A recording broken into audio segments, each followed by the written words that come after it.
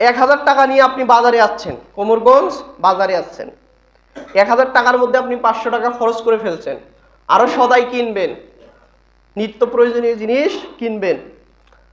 তো এমন সময় আপনার হাতের ভেতরে সেই 500 টাকার কচকচে নোটটা আপনি মুষ্টিবদ্ধ করে আছেন।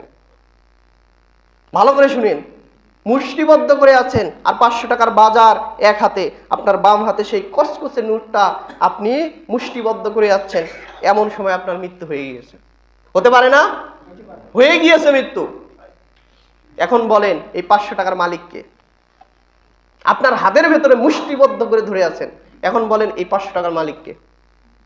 আপনি, আপনার হাতেই তো আছে। আপনি তো এই টাকার পেছনে আর কত ছুটবেন?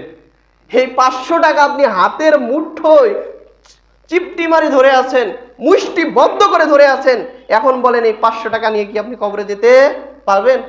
আপনার ব্যাংকে টাকা আছে মানলাম, ওগুলো আপনি মরে গেছেন, পাবেনও না, আনতে যাইতেও পারবেন না, ম্যানেজারকে বলতে পারবেন না টাকা দেন, আমি মারা গেছি, আমার টাকা নিয়ে আমি কবরে যাবো, বলতে পারবেন?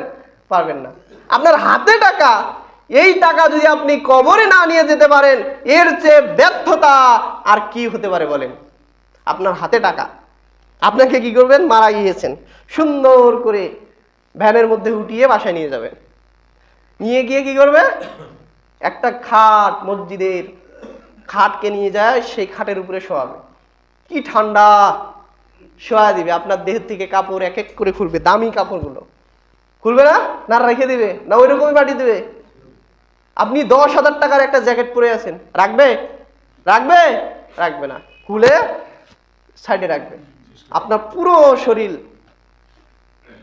ঢেকে দিবে। দেওয়ার পর আপনাকে লেপ খেতে দিবে? দিবে না। তারপরে কি করবে? ঠান্ডা লাগছে, প্রচন্ড ঠান্ডা, বলতে পারছেন না।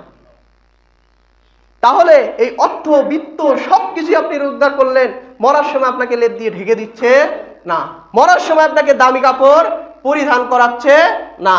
তাহলে মরে গিয়েছেন, হাতের ভেতরে 500 টাকা, অথচ লাখ লাখ টাকা ব্যাংকে পড়ে আছে, ওই টাকার হিসাব বাদ দিলাম, সেই 500 টাকা আপনি নিয়ে যেতে পারছেন না। তাহলে আপনি এই দুনিয়ার মোহে কেন পড়ে আছেন? হাতের মুষ্টের টাকাটাও আপনি নিয়ে যেতে পারছেন না, তার মানে আপনি ইয়া মাল মাল, বনি আদম শুধু বলে সম্পদ সম্পদ সম্পদ, আমার সম্পদ সম্পদ, খালি সম্পদের কথা বলে, অথচ সেই বনি আদম সেই সম্পদ কবরে নিয়ে যেতে পারবে না। অতএব কবরে নিয়ে যেতে পারবেন কি? দান। তাহলে অন্তত দান কার জন্য করবেন? নিজের জন্য করুন।